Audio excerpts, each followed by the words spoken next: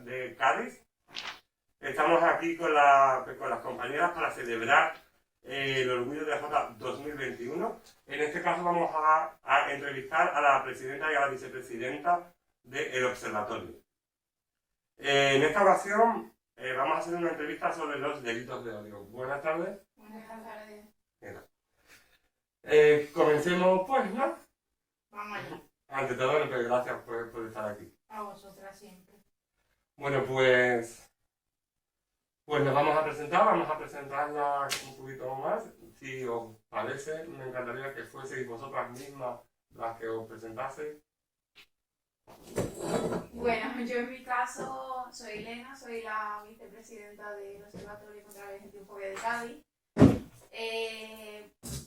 Yo me uno a esta causa un poco porque, aparte de que mi estudiado va un poco intrínseco en mí y pues sobre todo por la necesidad de luchar por los derechos de las personas y apoyar a las víctimas de delitos de odio y en general del colectivo LGTBI.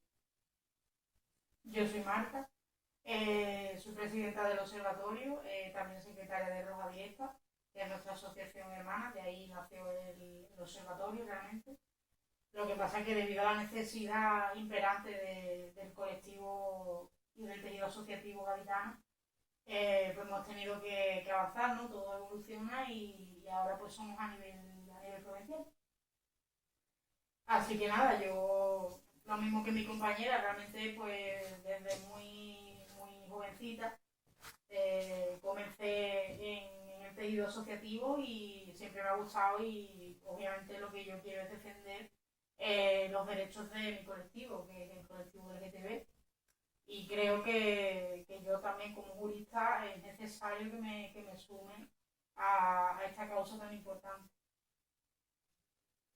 Pues bueno, aparte de nuestras dos compañeras, a las que agradecemos que estén aquí, por supuesto, siempre al pie del cañón.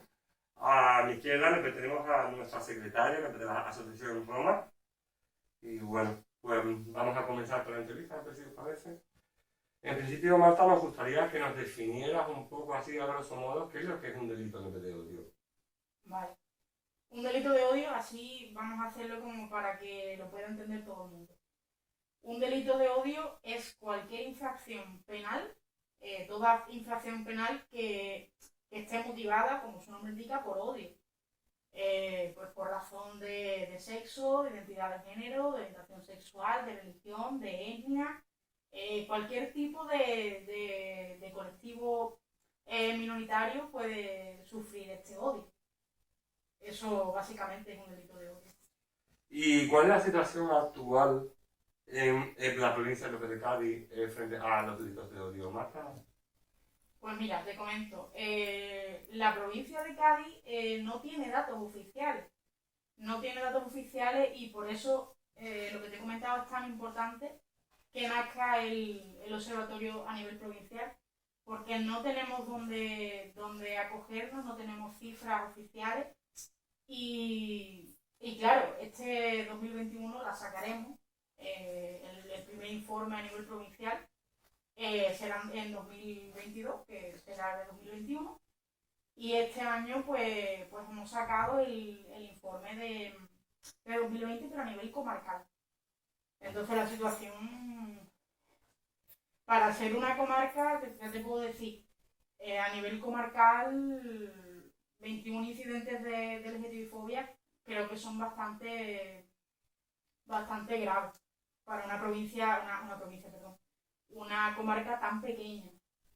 Si una comarca de este tipo tiene 21 incidentes de LGTBI-fobia, pues no me quiero ni imaginar a nivel provincial, que ya lo estamos viviendo, las compañeras y los compañeros del observatorio atendiendo.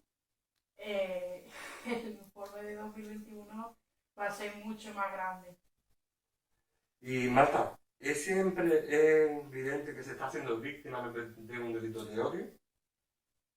Pues no siempre se es consciente, e incluso las mismas personas que trabajan con este tipo de delitos, obviamente estamos formados e informados, pero cualquier persona de a pie que esté en la calle no siempre sabe que está sufriendo un delito de odio. Porque tenemos tan normalizada y tan naturalizada el discurso de odio que hay en la sociedad hacia el colectivo, no hacia el colectivo, sino hacia cualquier tipo de minoría. Está tan normalizado que no siempre se es consciente. Vale, ¿y qué síntomas o qué hechos son los que nos pueden dar lugar a pensar que estamos siendo víctimas de un delito de odio?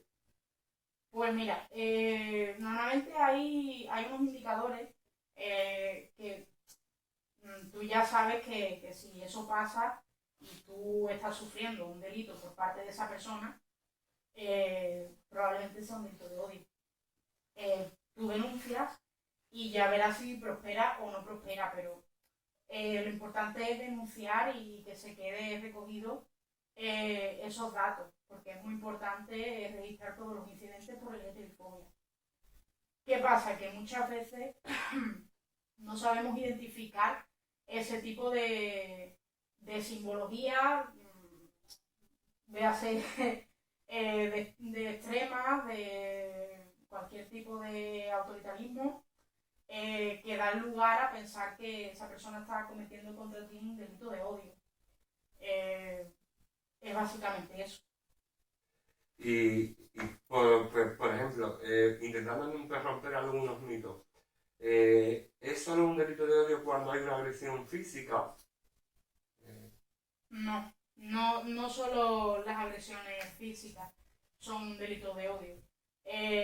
Puede realmente todo lo que sea, lo que esté tipificado como delito, si además está motivado por el odio, puede ser un delito de odio. ¿Cómo puede probarse y qué se debe de tener en cuenta para ser considerado y ser válido a nivel judicial un delito de odio? Pues es muy importante que se recoja sobre todo bien la denuncia. Es súper importante que quede constancia de que tú has visto algún tipo de indicador del que seas consciente de que estás siendo víctima de un delito de odio y que se lo traslades pues, al organismo al que vayas a denunciar, si es la policía, guardia civil, fiscalía, que lo traslades y que ese funcionario pueda tener los conocimientos para trasladar tu demanda a que esté bien redactado que es un delito de odio. Vale, pasa muchísimas veces que con los nervios, cuando la víctima está bajo esa presión, bajo esas circunstancias, existen muchísimas veces que se olvidan o que pasan desapercibidos determinados hechos o acontecimientos o pruebas que a posteriori se podrían añadir o se podrían modificar a esa denuncia inicial o ya es inamovible. Sí, claro. Cuando tú das el atestado, perfectamente tú puedes modificar, añadir información. De hecho, la policía te lee tus derechos. Cualquier tipo de cuerpo de seguridad te va a leer tus derechos y te va a decir que claro, que cualquier cosa de la que te acuerdes o pruebas que puedas presentar, ellos están abiertos para recogerte esa información. Vamos, sea pruebas tipo de redes sociales, WhatsApp, pruebas de todo tipo. ¿Por qué es tan importante denunciar, Marta? Pues es importante porque es lo que te comentaba antes, no tenemos datos oficiales y eso no significa que el odio no desaparezca, existe el odio y existe la LGTBI-fobia. Eso no significa que no se denuncie, no significa que no existan los delitos de odio, porque la infradenuncia es muy grave. Es muy grave la situación de la infradenuncia y las personas que desconocen que están sufriendo un delito de odio, si tuviesen esa información, que es por lo que estamos haciendo este vídeo, si tuviesen esa información y se sintiesen identificados identificadas con esa situación, pues quiero que sepan que pueden contar con cualquier asociación LGTBI, les va a ayudar, cualquier organismo, policía, Guardia Civil, Fiscalía, Protección Civil, cualquiera les va a ayudar. Que no están solos ni solas. Y Marta, una patente que nos parece bastante importante y que nos ha surgido muchas veces la duda y nos han preguntado en muchísimas ocasiones. ¿Se puede hacer una denuncia contra por un delito de odio cuando no eres parte activa del hecho, cuando simplemente has sido no testigo? Sí, perfectamente se puede hacer.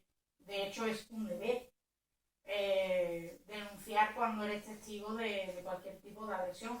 Ya lo hemos visto con la violencia de género, que está más interiorizado, pero a nivel del colectivo LGTB no está tan interiorizado y muchas veces el desconocimiento es mayor que en el otro colectivo. Entonces yo pienso que sí, que la gente debe denunciar y que no se puede dejar. Y otra cuestión que también se pregunta mucho es si se puede hacer de forma anónima o hay que presenciarse. Sí. Se puede hacer perfectamente de forma anónima. De hecho, tanto el Ministerio como la Junta de Andalucía pone a disposición de la ciudadanía teléfonos para denuncia anónima. Ya lo hemos visto con el 016, pues llamando a emergencia al 112 también es posible, llamando a policía nacional, policía local, guardia civil. Tú le comentas la situación que quiere ser de forma anónima la denuncia y no hay ningún problema. Lo que sí que yo animo a que si esa persona no le importa ni es un menoscabo muy grave para su integridad o lo que sea, el hecho de darle la cara, que muchas veces puede ayudar a la víctima, dando la cara y diciendo, mira, soy yo, quiero denunciar, no es anónimo. Pero claro, es totalmente comprensible que las personas quieran hacerlo de forma anónima. Y bueno, esto es una pregunta que ya hemos debatido fuera de cámara y hemos estado hablando un poco de ello, pero me encantaría que los que nos están viendo que escuchen estas respuestas, ¿no? Porque creo que es muy importante. ¿Creéis que existe una formación específica contra estos, o sea, por y contra estos delitos a nivel judicial, fiscal y policial? ¿Creéis que los cuerpos de seguridad tienen esa formación específica? Los cuerpos de seguridad como tal, no. Los cuerpos de seguridad como tal, no. De hecho, tenemos asociaciones de compañeros y compañeras que están en ello también, forman a los cuerpos de seguridad. Me imagino que a nivel legislación y demás estarán puestos al día. Jueces, fiscales y demás, no tengo ninguna duda. Pero el tema del cuerpo de seguridad es una asignatura pendiente que, claro, ellos forman a los nuevos ingresos, pero realmente al personal de los cuerpos de seguridad que ya están en activo no se está formando. Y es súper importante que esas personas, cuando una víctima de un delito de odio llega a comisaría o demás, sepa trasladar esa persona que está siendo víctima de un delito de odio. Es súper importante que sepa recoger bien la denuncia y que pueda asesorar a esa persona en todo lo que necesite. ¿Crees que uno de los principales motivos por los que no se denuncia es por miedo a la integridad física? Sí y no. Es decir, las personas siempre tienen miedo a que la situación empeore, a que se agrave y que pueda pasar pues lo peor, ¿no? Pero también no están solos, ni solas esas personas. Por ejemplo, nosotros desde el observatorio tenemos un servicio de asesoramiento de forma totalmente gratuito. Hacemos acompañamiento incluso a esas personas que quieren denunciar. Las asesoramos de forma jurídica, psicológica, social. Intentamos darle a esa persona el apoyo necesario que necesita una víctima de delitos de odio. Pero claro que sí, que el miedo a su integridad física siempre va a existir. Pero tienen que dar ese paso y no están solos ni solas esas personas. Estamos nosotros ahí, nosotros y todas las asociaciones LGTBI para ayudarles. Elena, vamos contigo ahora. Quiero preguntarte por qué motivos crees que una víctima no denuncia. A ver, son diversos los motivos por los que una víctima no denuncia. Nos podemos encontrar pues el miedo a la represalia. También hay que tener en cuenta que muchas personas están desinformadas, no saben cuáles son sus derechos, no cuentan con que se les puede respaldar. También hay que tener en cuenta que hay personas que, bueno, en general está demasiado normalizada la discriminación, los insultos y agresiones verbales muchas veces al colectivo LGTBI. También nos encontramos con un hándicap que es el hecho de que muchas veces los cuerpos y fuerzas de seguridad del Estado no están del todo formados o les falta algunos recursos para poder ayudar a esas personas cuando se personan para denunciar. Pero creo que es muy importante recalcar bueno, que desde las entidades LGTBI pues, podemos ofrecerles ayuda y que estamos para lo que necesiten. ¿Cuáles son las penas a las que se puede enfrentar un denunciado por delito de odio? A ver, todo esto depende sobre todo de las características del delito de odio. Habrá que tener en cuenta si es una agresión verbal, es una agresión física, acoso y demás. Pero también hay que tener en cuenta que si el agresor pues tiene antecedentes penales y demás. De todas maneras, igualmente hay que dejar muy claro que que los delitos de odio tienen unas consecuencias y que van a ser perseguidos y se van a castigar de alguna forma. Por eso es tan importante denunciar. Efectivamente. ¿Qué medidas se están tomando para reducir, digamos, la lacra social? Bueno, nosotros desde el observatorio hacemos muchísimas actividades y intentamos estar muy activos. Tenemos varios talleres, hacemos charlas, creemos mucho en la concienciación, en la educación, en la reeducación de las personas. También hacemos campañas contra la LGTBI-fobia, pero desde aquí me gustaría apuntar que creo que es muy importante que desde las instituciones se nos siga apoyando y se presionen un poco más, de una forma un poco más activa en esta causa. Campañas de sensibilización, a nivel también, como decía antes, la fuerza y cuerpo de seguridad, aparte de la formación específica, un poco... Claro, y que apoyen a las entidades LGTBI en la causa. Desde el observatorio, ¿qué perspectiva de futuro veis a medio y largo plazo?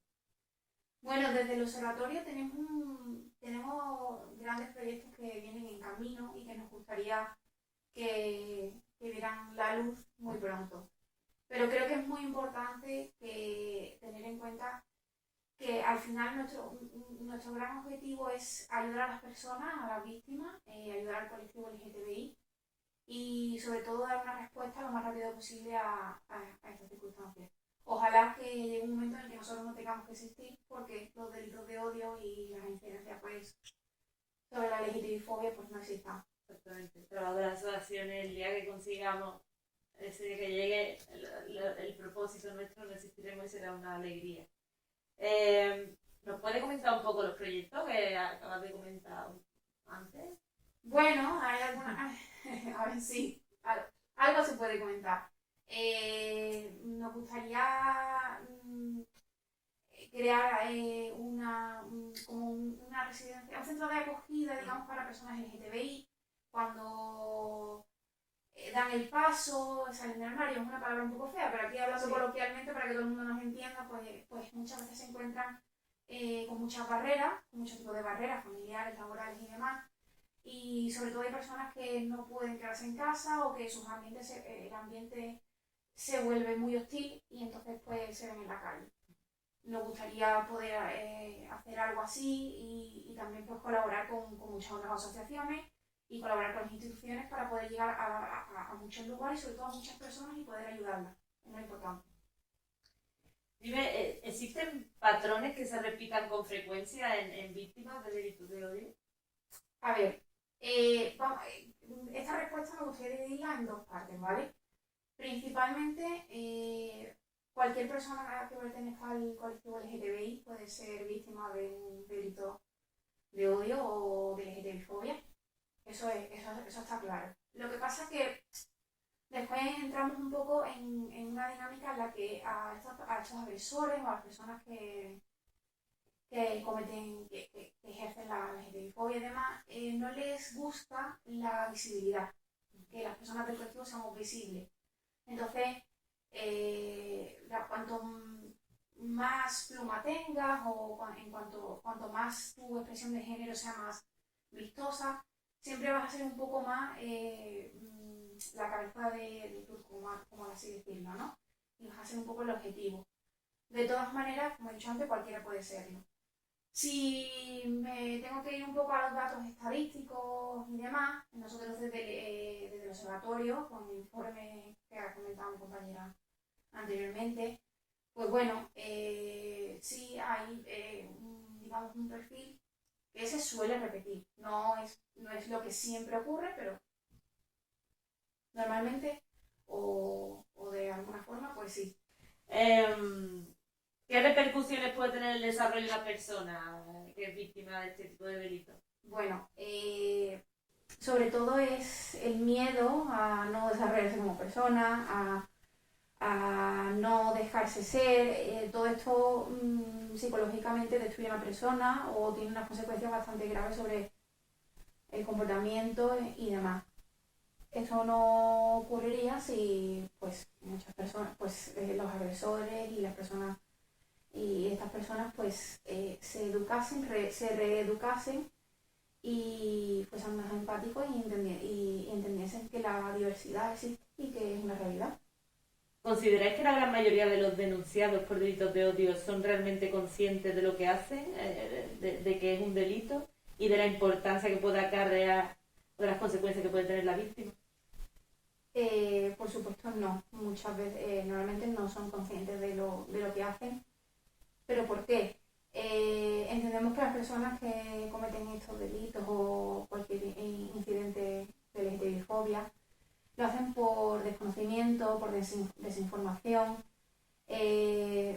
Son personas que, tal y como te estaba comentando antes, nosotros hacemos talleres, charlas en colegios y en institutos, porque hace falta desde muy pequeños que seamos conscientes de la realidad y de la diversidad que hay. Entonces, pues estas personas ignoran esta realidad y todo lo que es la materia LGTBI, entonces muchas veces no son conscientes. También porque está muy normalizada la discriminación por el colectivo LGTBI y el discurso de odio, como ha dicho mi compañera. Y si diferenciamos entre agresiones físicas o psíquicas, si pueden ser más conscientes o no, porque las psíquicas siempre son más difíciles de detectar en cualquier tipo de violencia, quizás las físicas sí sean más reseñables, ¿no? No sé si es diferente según el tipo de agresión que sea. Claro, nosotros por ejemplo en el informe contra la LGTBI-fobia del 2020 del campo de Gibraltar, nos damos cuenta de que las agresiones verbales son las más comunes. Un poco por lo que te he estado comentando antes. El discurso de odio, las discriminaciones están muy normalizadas, algunos insultos están muy normalizados, y a lo largo de la historia pues el colectivo LGTBI ha sido objeto de burlas y de vejaciones de todo tipo. Entonces, bueno, socialmente está más aceptado pues insultar a una persona por su orientación sexual o su identidad de género. Ya cuando nos metemos un poco en el tema de la agresión física, sí como que da un poco más de impresión o más miedo, pero si me tengo que remitir al informe, como te he comentado antes, pues siguen existiendo y están ahí. Haciendo un poco referencia a los patrones que hemos comentado antes de la víctima, en el caso de los agresores, ¿también existe, digamos, un patrón que se repita?